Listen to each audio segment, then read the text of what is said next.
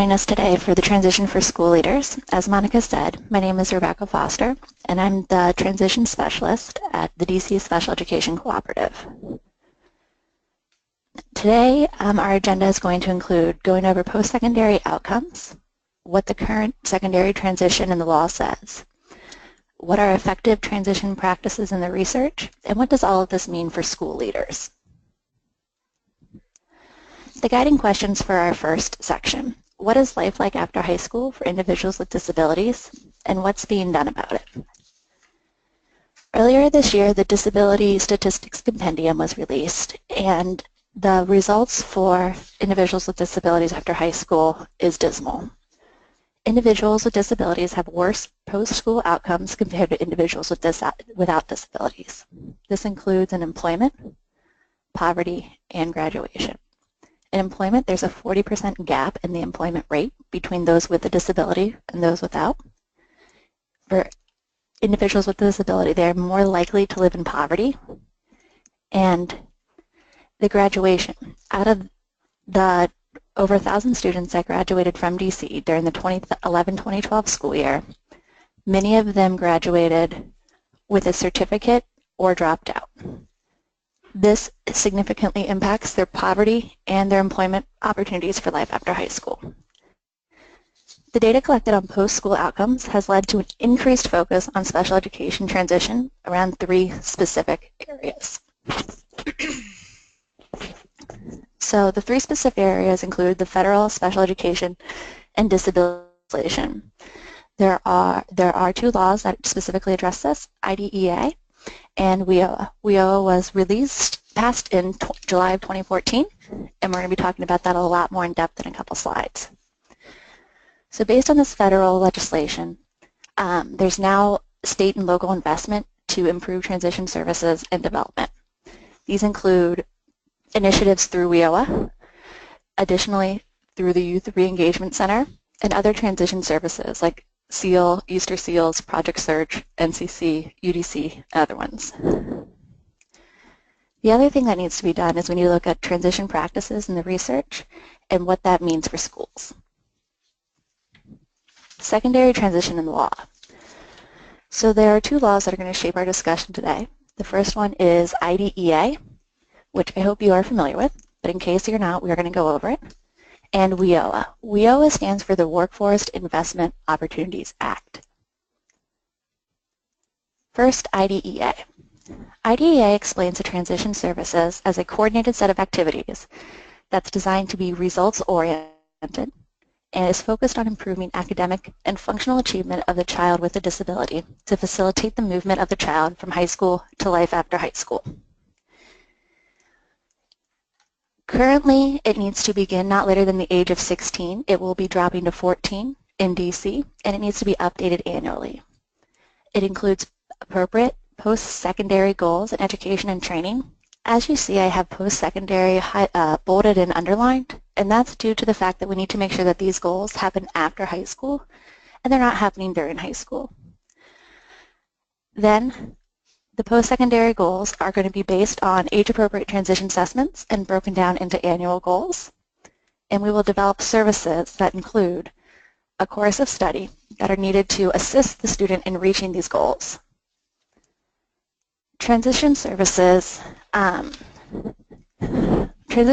can be provided also by an outside agency. And as a student exits school, they must be provided with a summary of performance. States are held accountable for this information through Indicator 13 and Indicator 14. The second law is WIOA. As I said, WIOA stands for the Workforce Investment Opportunity Act. It is a relatively new law that's having significant impacts on our schools, and it was signed in July 2014. It authorized a lot of funding for a lot of workforce activities. Schools are really impacted by this through what's called PETS, or meaning pre-employment transition services, and regulations are expected to come out for this in 2016. Once we have more regulations, we'll know more of the school's requirements and obligations. What this means for schools, there's a lot of funding that supports PETS activities for students with disabilities ages 14 to 21 who receive services either under IDEA or Section 504. The PETS activities, there are 14 possible ones, and RSA is the one who is responsible for implementing PETS. There are required activities that the funding must go towards. In addition to the required ones, there are also authorized activities. The required ones include job exploration counseling, work-based learning experiences,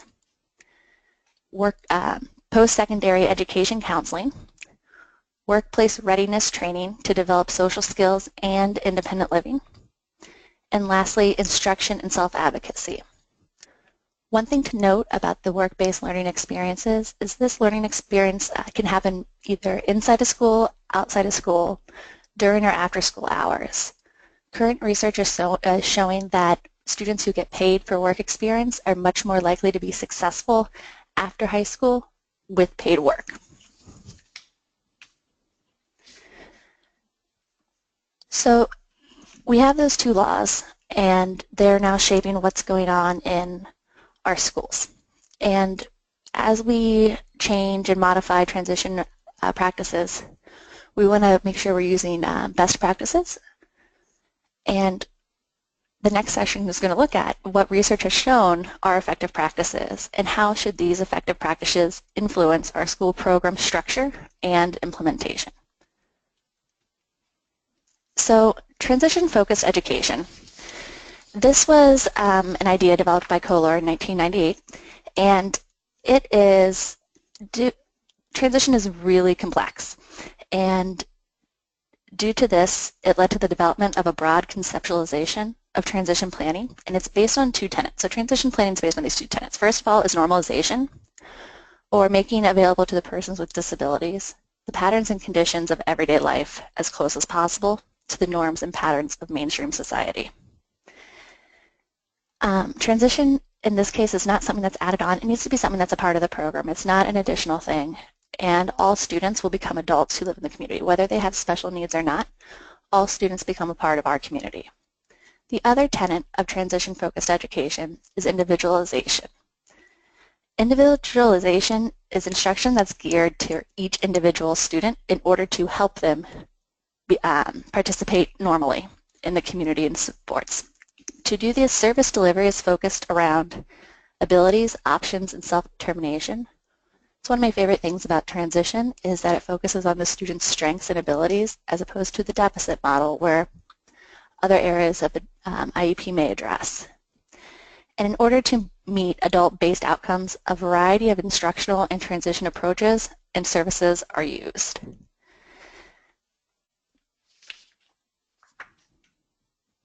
Excuse me. So, effective transition, the transition-focused education then transforms into this practices framework. So this is a new taxonomy that Kohler has developed and has been improved for 2016. There are 5 main areas for a transition program. And while these 5 areas are covered here, I'm only going to go into depth on a couple of them. The first is that the transition program needs to be student-focused. It develops the student. We engage families. We look at program structures and collaboration. At the school level, we're going to focus now on program structures and collaborations.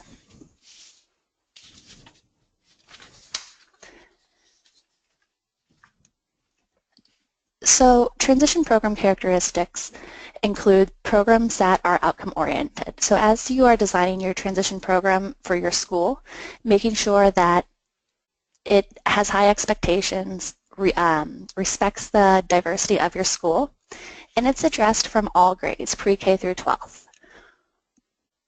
As I mentioned before, all of our students are going to be in society and living in our community, and so a transition program really should include all students.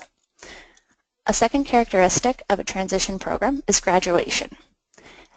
Every opportunity needs to be given to students to get a diploma before the age of 21 or up until the age of 21.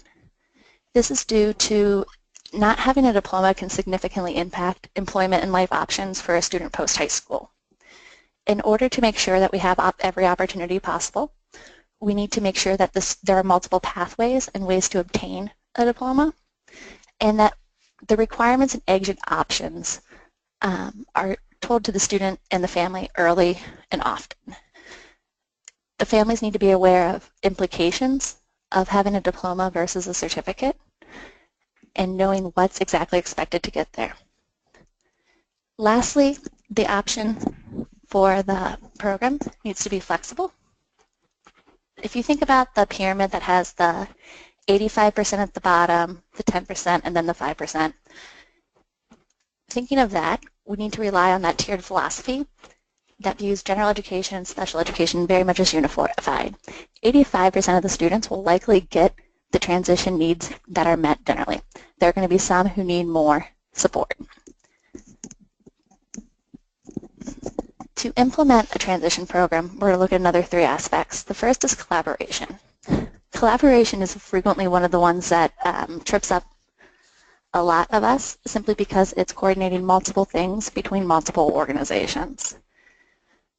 Community-based learning opportunities and getting the community involved in planning and involving the family family strategies that are culturally sensitive.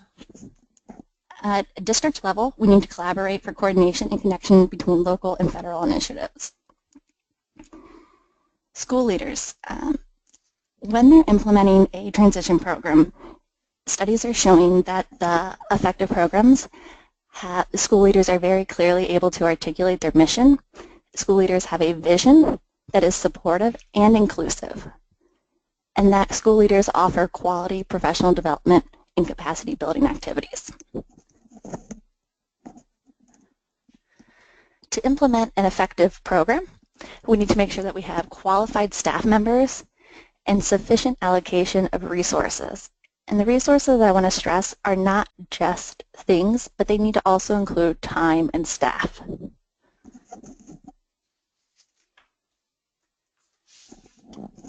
Knowing that these are 2 things, knowing that the characteristics and the implementations for the transition programs, we need to now look at what can school leaders do? What does all of this mean for school leaders? We need to think about what they can consider to support their staff that are required to develop and implement the transition services. And they need to, we're going to look at how the co-op currently plans to support schools in secondary transition.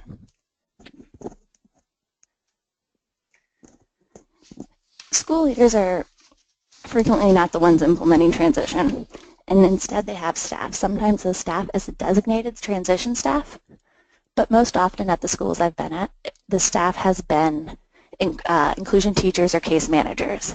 And so school leaders need to make sure that the transition staff needs are met.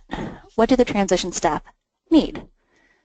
Well, they need resources and time to appropriately assess students and develop plans that may include outside agencies, and as well as to document the student growth. Time to give each assessment and develop a meaningful plan is hard to come by. Outside agencies frequently don't have as much flexibility as we do within the schedule, and so tracking the needs and being able to use these outside agencies is really important for the transition staff. The transition staff need scheduling flexibility, both with time and location. Transition isn't just at the school, but as we mentioned earlier, you have to collaborate with the outside agencies and families. Sometimes the agencies may be off-site and may not be able to come up, or you may need to take a student to the agency to get the services. Next, transition staff need expertise in the transition skills and with academics. This is important because one way to do inclusive education is to align the transition with the Common Core state standards in the inclusive classroom. This could be done by a financial literacy class that is open to all students so that all students get what they need in order to be independent.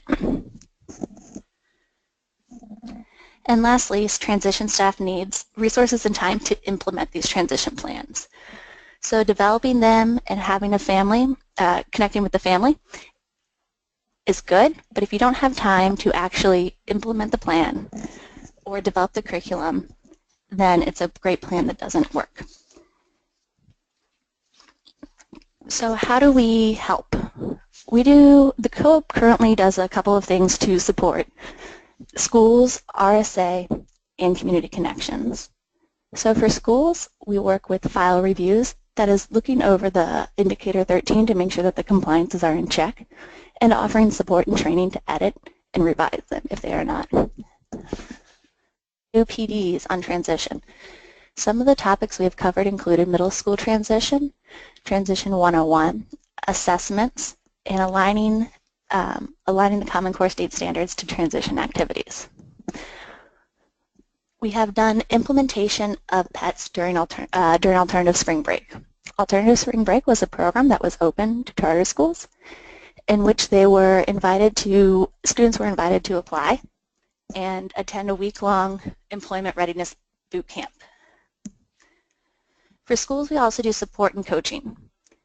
This includes coaching assessments, integrating lessons into the curriculum, compiling RSA referrals, compiling internship documentation, and developing a certificate of completion program. And lastly, for schools, we help to bridge the internship between the school and the internship. So we get the internships to come into the school in order to get the students paid work experiences. Schools are just one aspect of transition. RSA stands for Rehabilitation Service Administration. It is a department under the Department of Disability Services, and the co-op is a liaison between RSA and the charter schools. At RSA, we have also provided PD on the IDEA for the counselors so that they know what schools are required to do by the law. And we've also supported RSA in developing lesson plans for PETS. Lastly, the co-op has worked with community connections. We've developed relationships with potential employment partners for student opportunities. We've also represented the charter schools at a variety of formal and informal events. But we still have more to do. Coming up, what we would like to do includes hosting a Next Step Fair in Alternative Spring Break. Our Next Step Fair will be in the fall of 2016, and it will include educational and vocational opportunities for students post-high school. We would like to evaluate school transition programs. We will be creating a youth series related to different transition skills. This will be an online youth series that youth can participate in at their own time. We will be rolling out what we are calling the transition portfolio. This portfolio will be a compiled set of activities and resources that can be used in a partnership with the school and the RSA counselor. What I'm seeing happen sometimes at the schools is that schools might do one activity and the counselor repeats it, which is not an effective use of students' time often. As a result, if we can compile all the documents in one set, the counselor can pull the information when they need it, and the school can also have it. We are looking to develop a shared staff position. Knowing that resources are limited for many of our schools, we would like schools to contribute to a salary for one staff person, and then that staff person would be shared between the schools who contribute. For example, if 4 schools contribute, then that staff person would rotate between the 4 schools to provide transition services to their students. Some other ideas we have in the works include a half-day programming or coordinating internships, developing a satellite location for higher needs students as they get a certificate and vocational training, and building a more inclusive network among the schools. Moving forward with RSA, we plan to support them through collaborative workshops. And for our community, we will be building a resource lending library, a community map of connections, and developing workshops for parents and employers. So the call. The U.S. Department of Education in 2010 said all students need to be college and career ready. The goal of any successful high school transition program is to prepare each student to graduate from high school ready to take the next step towards college and/or a career. As we develop our students to be college and/or career ready, school leaders have some opportunities and some options of what they can do. One thing is that students can designate a staff person to coordinate and implement transition. Giving this person the resource of time is essential.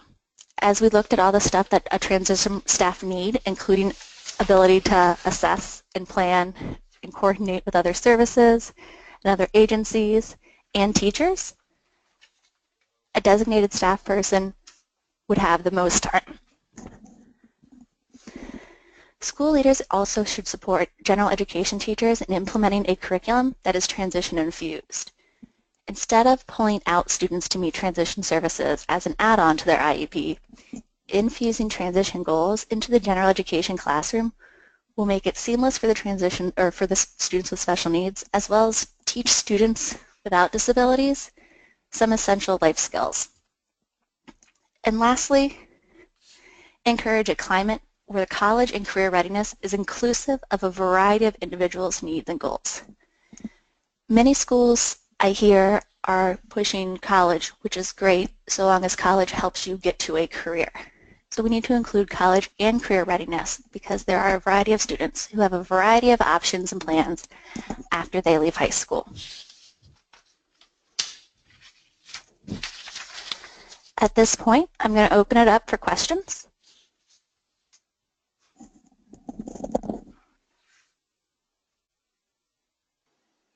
If there are any questions, you can go ahead and type them into the question chat box or raise your hand and we'll take you off mute so you can ask your question.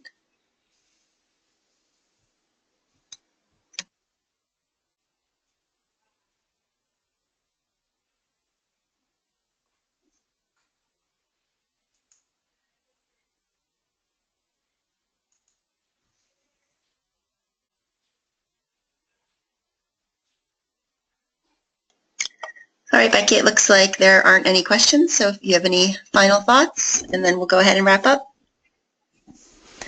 No major final thoughts, just please feel free to reach out to me. My email address is on the title slide, and I would love to come and support your schools in a variety of ways, whatever you think you need help with, as long as relating to secondary transition.